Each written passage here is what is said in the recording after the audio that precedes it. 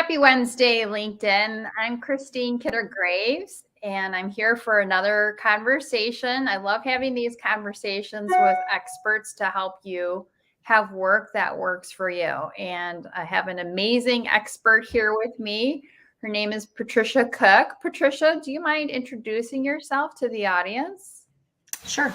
Hi, everybody. My name is Tricia Cook, and I am a consultant that helps people maximize their potential. So we work with all different industries, helping people feel more confident and comfortable in any professional situation. Yes, that's wonderful. Awesome. So, and I had the opportunity to meet Tricia when we were involved in a class together, essentially. And I just enjoyed her so much. And we've stayed in touch since that time. And we're both in the Chicago area, fabulous Chicago area. And we have some overlap with what we do, helping people, find that dream job, be successful in that, finding that career and finding ways to add value. So we have a great connection. Yes, we really do.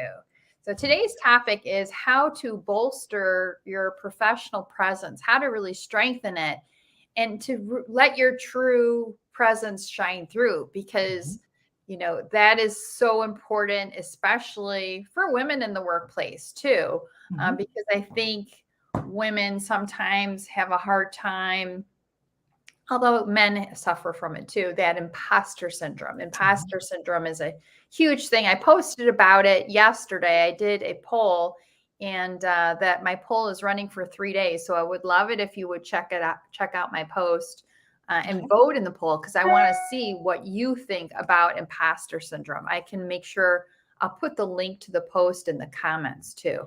So Patricia, how do you see imposter syndrome in others in the workplace? Well, I think we all suffer from it. I mean, I think the statistic is 71% of people suffer from imposter syndrome at some point, and females suffer at an even higher rate. And we see it everywhere. And high performers suffer from imposter syndrome at an even higher percentage. And I like to think of it as imposter syndrome is when you think you know like this much, but everyone around you knows this much. And you just feel like you're not there yet. And my way I talk about it with people is I really feel like we've got to start developing more of that growth mindset that Carol Dweck talks about. It's one of those things we've got to push through. We've got to start trying to be more comfortable being uncomfortable. My favorite quote is Ginny Rometty, the former CEO of IBM. Now she's their executive chair, and she says, growth and comfort never coexist. If you want to grow as a leader, you've got to welcome risk and welcome challenge. Maybe you're more of a Tory Burch fan. Tory Burch says, I'm perpetually out of my comfort zone. Maybe you're more of a Ted Lasso fan. Ted Lasso says, taking on a challenge is a lot like riding a horse. If you're comfortable doing it, you're probably doing it wrong. So what I try to say to people is start realizing that uncomfortable feeling is you're growing, and start welcoming that. And if you're not feeling a little uncomfortable in your job, you're probably not pushing and growing and learning as much as you can. So I kind of approach it two ways. I try and talk up the growth mindset. I also do encourage people to kind of keep a success file on their computer. Things they know they do well, that great review, that email that a client said something great about you, somebody else recommended you. You just keep it there, because we're going to have days where something negative happens. And, negativity is so impactful. It's like 5 times as impactful as a positive comment. So to have that success file to just go and read it again and remind yourself that, okay, I didn't do a great job with that, but I will next time. That whole growth mindset of I didn't fail, I just didn't learn it yet. It's a not yet, like Carol Dweck says. Yeah.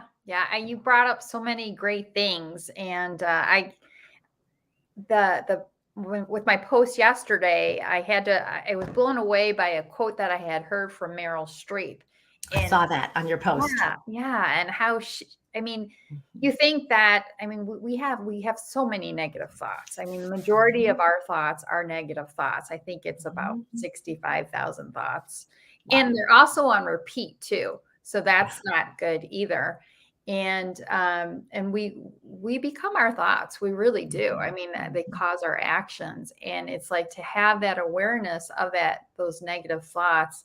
And then to think too, that someone someone as successful as Meryl Streep, suffers from that. And it's like, number one, we have to recognize it'll never go away. We'll always have those negative thoughts. But like you said, to embrace a growth mindset. I love that book by Carol Dweck. I do too. Yeah, so helpful. And people can go to her TED Talk. If they don't want to read the whole book, go to her TED Talk. Yes. Yeah. And one of my most successful posts was about the comfort zone, because, no growth does not happen in the comfort zone. I mean, we all love the comfort zone. It feels great. But at the end of the day, if you want to be better than you were yesterday, you've got to step outside of that comfort zone on a regular basis. I agree. It's crucial. And also too, in working with my clients, encouraging them to go after those big, scary goals. Because a true good goal should make you feel queasy in the stomach. It should really stretch you. It should challenge you. And nobody is born knowing things. When we were babies, of course, we knew nothing. We were a blank slate. And we have to, again, embrace that growth mindset because it's so crucial. So I agree. 100%. Yeah. Yeah. So anyway, and I love your idea too what I do with my clients is I want them to keep an accomplishment journal because, and they can integrate it in their daily planning, so at the end of the day, you should always, it's a good practice to plan for the day ahead, the night before, and that way you can come into work and you can hit the ground running. And as you're planning your next work day, reflect on this work day and think about what was one of my wins. Even if you could just record one win, what's something that I was able to achieve or move forward by using my unique skills and talents, and recording that in an accomplishment journal.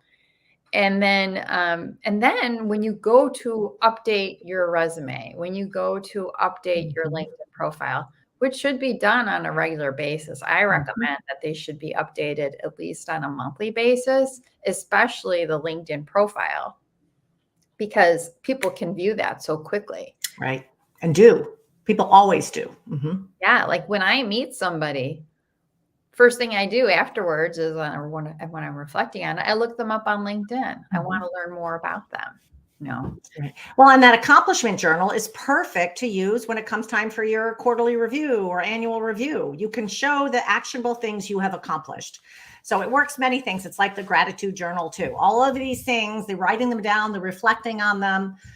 After every meeting, reflecting, what did I learn? Don't go meeting to meeting. These things really help us be more effective and productive and more confident.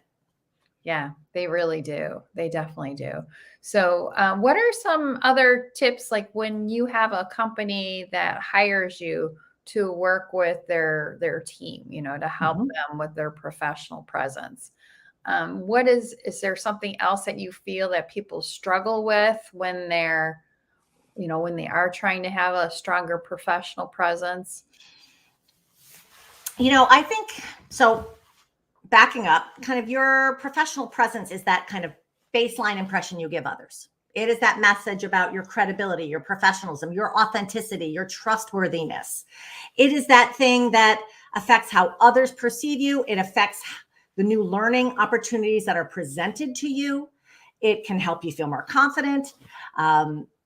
It's an important thing to think about, but most of it comes down to a lot of the soft skills. Most of it comes down to how we interact with others, the respectful behaviors that we have out there that make others feel seen, heard, valued, supported. So when we go into different organizations, whether it's training programs, vice presidents, mid-level managers, we're all about saying, look, these soft skills, they say 85% of our success comes from our people skills and only 15% from our technical skills and knowledge. And I fully get, and I'll say to every company I go into, all of your team may already know everything we're going to talk about, but these are the little things that set you apart. treating people respectfully, using people's names, thinking of your presence that you put out there, being aware of your first impressions. All of these things create learning opportunities and make people want to work with you. So our classes are going in and helping remind people, or if people are in role model positions, reminding them about the things we do that make people feel respected, make people want to come to work, make people want to take on challenges.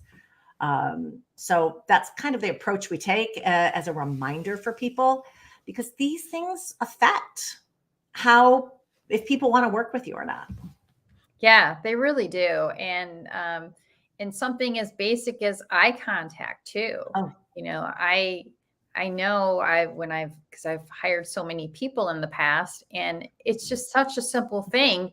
But if you don't maintain good eye contact with someone right away, something is off, and in our culture here in the United States, maintaining good eye contact is really important. And then also a handshake, although I know the pandemic definitely threw us for a loop with doing our handshakes.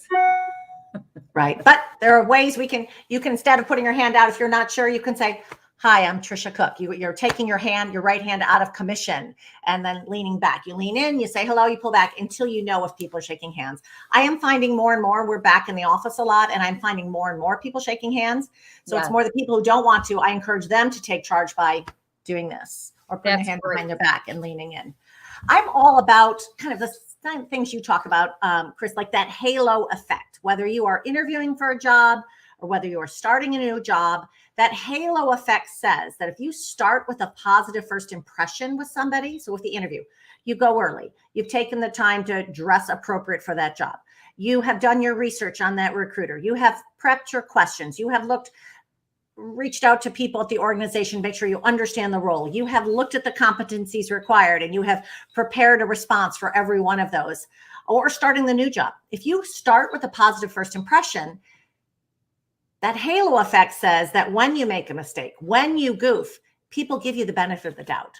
Yes, versus you come late, or you come unprepared, or not appropriately your visual brand putting out there. You got to dig out, because they say in business, for every one mistake you make, it takes 8 to 12 offsetting positives. So that presence you're putting out there can really impact your success. Yeah, setting yourself up for success. And those things are pretty simple to do, and they can also help you to go into that interview, or if you're not interviewing in another situation, just to feel more confident, because you have this foundation, of just, again, presenting yourself professionally. And I think we're in a weird time between most people, and probably will continue to be hybrid in their work, where sometimes you're in, sometimes you're out, and juggling, sending that consistent message, that presence, regardless of how you're working or where you're working, makes a big difference, and keeping those opportunities open. It is very easy when we're working from home to stay off camera all the time. I know we're sick of always being on camera, but that's how you sell yourself. That's how you be more visible. So being strategic with when you're on camera, and getting your group on camera, and going early so you have a chance to speak with people on camera before a big meeting. All of these things also can, in this virtual hybrid world, can also impact your presence. Yeah, it can. And it is very easy to turn off your video and just, listen, and to do, if you're working from home, and if you're doing things around the house while you're listening, maybe it's a training session or whatever, but it makes a difference, because you fully show up. You fully show up when you turn on your video and you're engaging, because again, you want to connect. It's all about connecting. Yes. And connecting is one of the keys in my coaching program, my one-on-one coaching program that I have with my clients. Because at the end of the day, all you need is one person, one decision maker to hire you. Right. You need to connect with them. You have to connect with them. And I think job seekers can get all stuck in the overwhelm of a job search. It can take so much work, but it doesn't have to be. And if you stay focused on just connecting with that one decision maker, for that ideal role for you, but you're not going to connect unless you have your video on and unless you have eye contact. And another tip too for people, and I still have to remind myself this, is to make eye contact with the camera. So I'm going to put my finger over the camera, maybe have a Post-it note right there, stick it where the camera is. And because I want to see you on the screen, but at the same time, I need to have good eye contact with you as well. And sometimes when I talk with people, their eye contact can be off. Right. And that's chemistry. When we make eye contact, either in person or on a two-way Zoom, not on a recording, that doesn't happen, but on a two-way Zoom or in person, our eye contact, if we have the camera at level spot or we're in person, that our eye contact releases oxytocin, that trust and bonding hormone. The handshake is oxytocin and dopamine, the I like you, trust you hormone also. So the being on camera, going early to the meeting, talking with people, and then if you have to shut your camera off for a few minutes, makes a big difference. Having a professional, like on Zoom, if you make sure when you're off camera, a professional picture of you pops up, sometimes people don't even notice that you're off camera, and it allows you to send that consistent visual brand out there.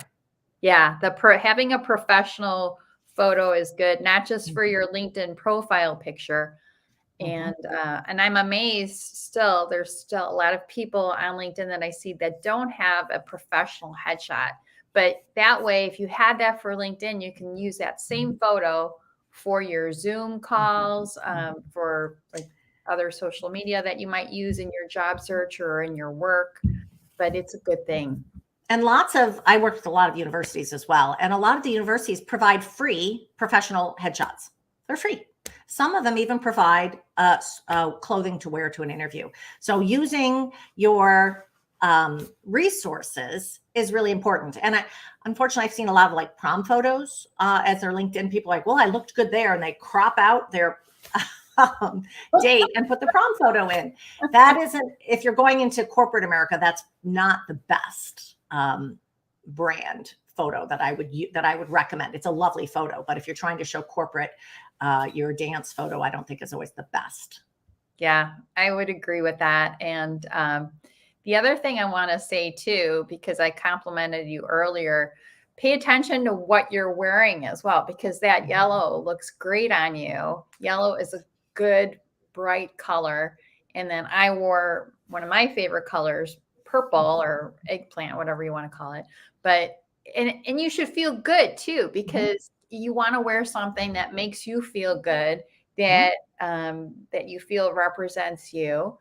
And I have my little necklace on, you have a nice necklace on, but it's like, again, to communicate your value, to pay attention, to really care about what you're wearing, and to have, and also to have that good profile photo. That's part of your authenticity, because if you're putting yourself and your authentic self out there, you're going to feel more comfortable and more willing to speak up and bring your voice to the table. So I think that's important. I'm all about authenticity, but I'm also about keeping opportunities open. So I always encourage people, look at the website of where you're going to work. What are people wearing? How formal are they? How formal aren't they? And what allows me to still bring my authentic self to work, but that will still keep opportunities open. Yeah. Yeah. That's great. You also made me think about, as I was talking about the profile photo, a lot of people on LinkedIn also forget about the banner photo on their LinkedIn profile. Like, again, everyone, I want you to think of your LinkedIn profile page as a landing page. So again, if someone meets you, or even if they correspond with you, maybe you are like when I was, in corporate HR and we had job openings and I'd get resumes, I had to pull up their LinkedIn profile too. I wanted to see who this person was. I wanted to learn more about them. And that profile banner on your LinkedIn profile, that's like a free billboard because we think in pictures too. We have to remember we think in pictures, and Mm. you can easily communicate your brand by having a banner photo that represents you. Maybe if you're a leader, you have a photo of you speaking to a group of people, or maybe you have a photo of you sitting at a table, with some other people. Or maybe you go on Canva and you find a photo that um, conveys your technology expertise.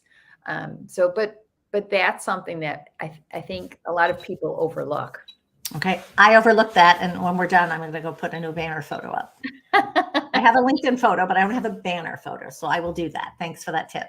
Sure thing. No, I'm glad you like that. So, and I know many companies, they do want their employees to have their branding. They want the corporate branding. So some employees have to have that corporate branding on their banner photo, and that's fine too. But if you have the flexibility, think about that, because again, it's a great way to convey your brand and, your value. So anyway, yeah. So, okay. So I think we have just a few more minutes. We should start wrapping up our conversation. So to kind of summarize, we talked about imposter syndrome. We talked about growth mindset. We talked about really keeping track of your accomplishments. So either in an accomplishment journal or whatever it may be, but really keeping track of those accomplishments. Also, being prepared ahead of time when you're going into an interview, setting yourself up for success. Soft skills. You were talking about soft skills. Is there anything else that we want to leave our audience with in terms of really helping them? Like, what can they do? Anything else that they can do now to help with their professional presence? I'm all about trying to find a way to add value with everything you do. I'm also about finding ways to differentiate yourself, becoming indispensable. So there are the very easy ones of delivering on your deliverables, okay? Exceeding expectations, the accuracy, the on time. But they're the harder ones, and the being positive and turning your camera on and thanking people. Those are the easy ones to kind of differentiate yourself.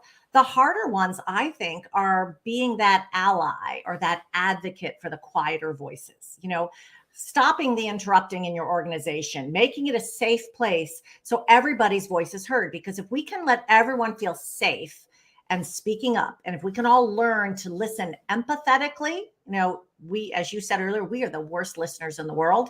In the United States, we listen to respond. We don't like pauses. So as we listen, we're like, what's my next question?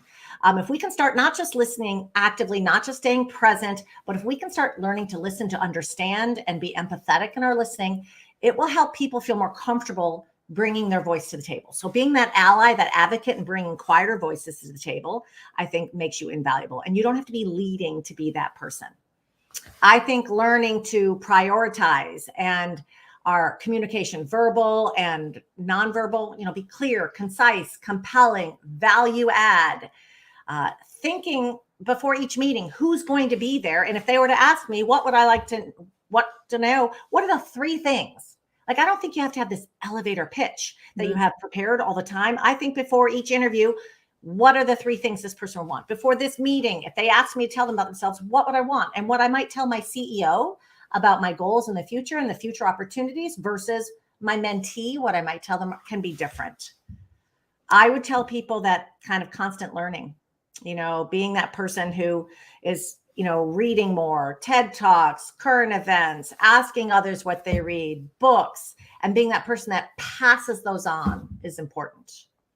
Yeah. I think focusing on a number of those things, I think will help you kind of differentiate yourself, help you keep learning, help you keep getting more comfortable so we can push through that kind of imposter syndrome is what I would say.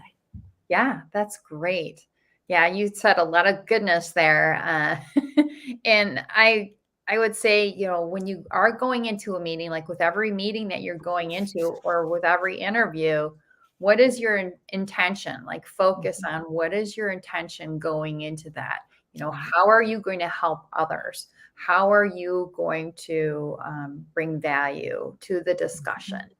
And then the other thing that I would say too, and you touched upon this, is questions. Don't forget, you are so right. I do feel that we all here in the United States need to do a better job of listening. Yes. And it starts with asking questions. So instead of worrying about, oh, are they going to like me? Am I going to get this job? Am I going to make a good impression?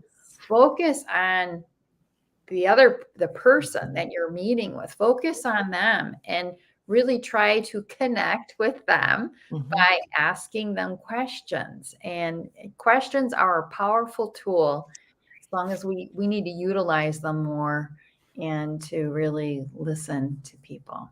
I always say you have 2 ears and 1 mouth, not just to use it proportionally, but let others impress you and let your work impress others. Stop focusing on how do you put yourself out there, but how do you genuinely and authentically ask the questions that you are curious about others. So have a genuine, authentic curiosity of others, and it will go far to help you connect.